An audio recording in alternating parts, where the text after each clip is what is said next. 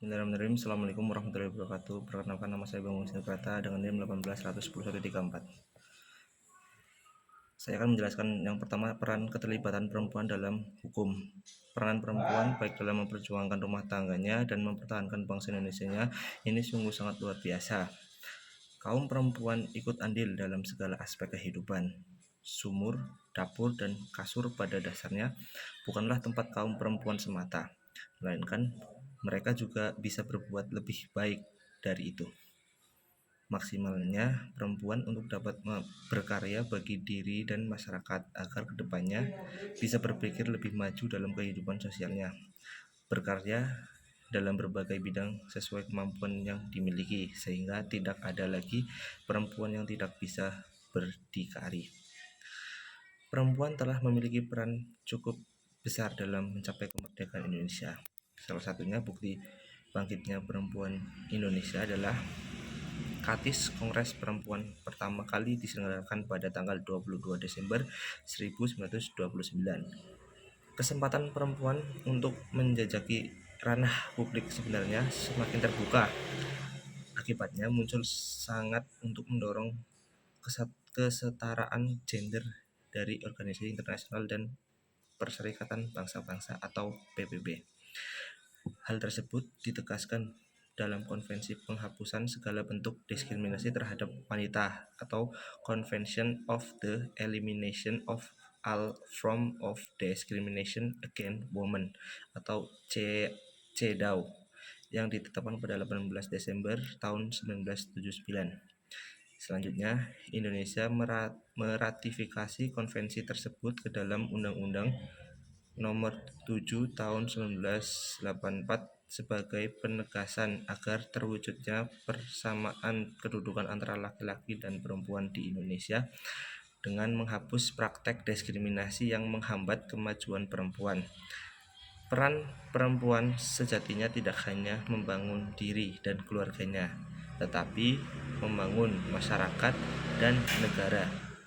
Negara akan kuat jika ada perempuan kuat di dalamnya. Oleh karena itu, tak ada kata-kata lain, perempuan harus diberi peluang seluas-luasnya untuk terlibat dalam pembangunan masyarakat, ekonomi, dan negara. Peran perempuan sejatinya tidak hanya membangun diri dan keluarganya, tetapi juga membangun masyarakat dan negara. Negara akan kuat jika ada perempuan kuat di dalamnya. Oleh karena itu, tak ada kata lain selain perempuan harus diberi peluang seluas-luasnya untuk terlibat dalam pembangunan masyarakat, ekonomi, dan negara. Yang kedua adalah perlindungan hukum terhadap hak perempuan. Keterlibatan perempuan yang sudah kentara tetapi secara jelas belum diakui di Indonesia membawa dampak terhadap peranan perempuan dalam kehidupan keluarga. Fenomena yang terjadi dalam masyarakat adalah semakin banyaknya perempuan membantu suami mencari tambahan penghasilan. Selain karena didorong oleh kebutuhan ekonomi, keluarga juga perempuan semakin dapat mengapresiasikan dirinya di tengah keluarga. Di masyarakat, keadaan ekonomi keluarga mempengaruhi kecenderungan perempuan untuk berpartisipasi di pasar kerja agar dapat membantu meningkatkan perekonomian keluarga. Nampaknya sebagian besar masyarakat Indonesia sepakat bahwa peran perempuan tidak bisa dipisahkan dengan peran dan kedudukan mereka dalam keluarga, mengingat di masa lalu perempuan lebih banyak terkukung dalam peran sebagai pendamping suami dan pengasuh anak. Namun sering dengan kemajuan ekonomi dan meningkatnya pendidikan wanita, maka banyak ibu rumah tangga dewasa ini yang tidak hanya berfungsi sebagai mengajar rumah tangga, tetapi juga ikut berkarya di luar rumah. Pasal 22 ayat 1 Undang-Undang Dasar 1945 yang menjelaskan adanya pengakuan terhadap prinsip persamaan bagi seluruh warga negara tanpa kecuali. Prinsip persamaan ini menghapuskan diskriminasi karena setiap warga negara mempunyai hak yang sama di hadapan hukum dan pemerintah tanpa memandang agama, suku, dan kelamin.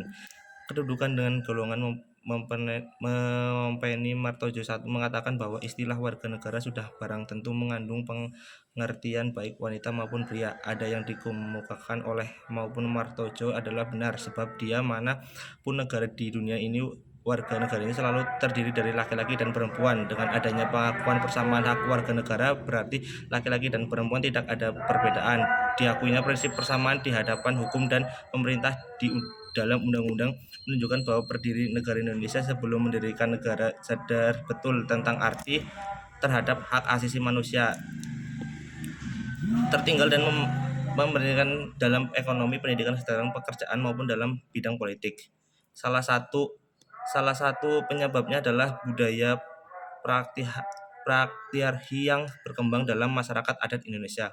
Pada masyarakat dengan budaya praktiarki, lelaki lebih berperan dalam memegang kekuasaan, secara otomatis dapat mendeklarasi peran dan keberadaan perempuan peraturan perundang-undangan yang mengundang muatan perlindungan hak asasi manusia.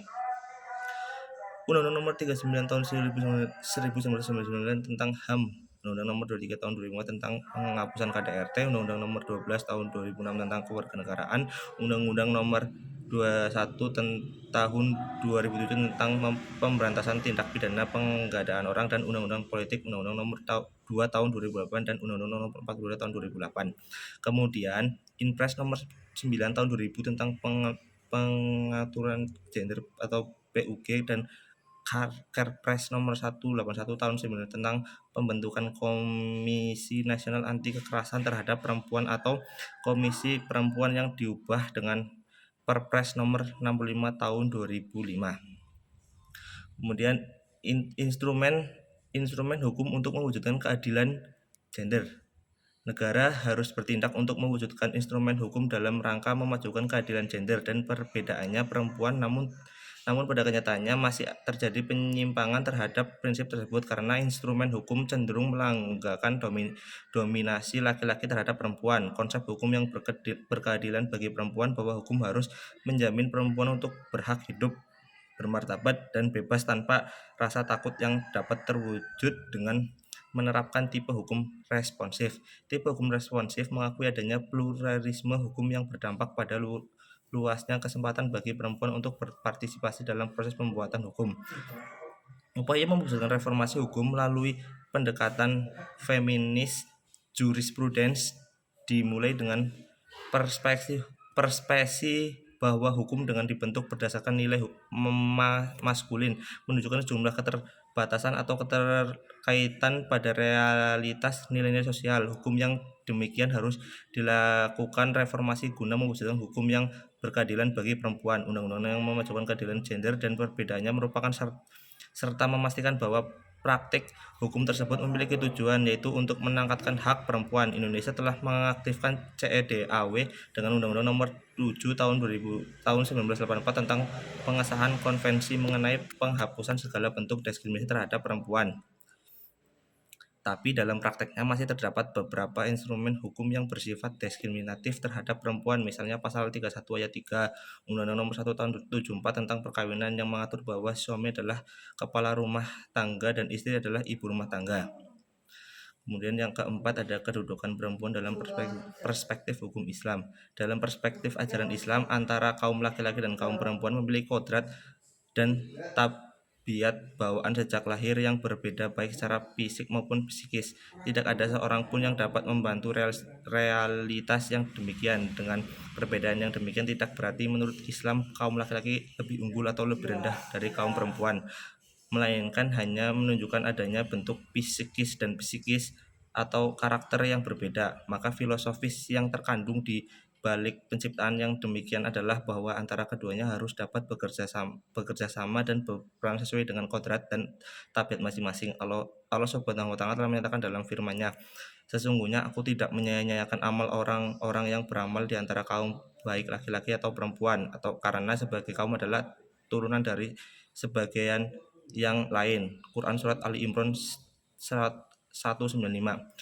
Kedudukan perempuan dalam perspektif Islam setelah diagungkan, kita bisa melihat ada dalam kehidupan Rasulullah SAW, yaitu sangat memuliakan perempuan mulai dari istrinya dan juga anaknya. Salah satu yang menjadikan saya percaya bahwa Rasulullah bahwa diriwayatkan suatu kisah yang bermula bangsa Arab pada zaman dahulu sebelum Rasulullah dipercaya untuk mengajarkan agama Islam. Pada saat itu bangsa Arab memandang rendah dengan menjadikan anak laki-laki lebih berharga dibandingkan anak perempuan, dan juga menjadikan anak perempuan sangat rendah yang hanya dijadikan budak dan sering dijadikan selir maupun istri. Bahkan satu lelaki Arab mempunyai satu istri dan selir satu yang banyak. Nah, pada saat ini Rasulullah yang hadir dengan membawa Islam yang rahmat lil alamin, mengubah segalanya dengan ajaran yang lemah lembut dan bisa diterima oleh semua orang. Dalam ajaran memperbebaskan budak dan juga mengangkat harkat martabat perempuan dengan memenuhi hak-hak perempuan